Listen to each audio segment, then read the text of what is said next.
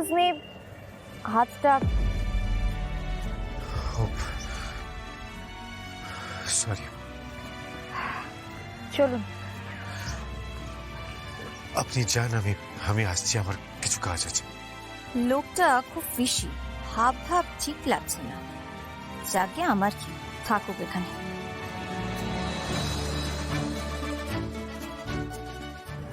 Okay fine. এ তুমি কেমন, তুমি চোখের তারায় আয়না ধরো, এ কেমন কান্না তুমি আমায় যখন আদর করো।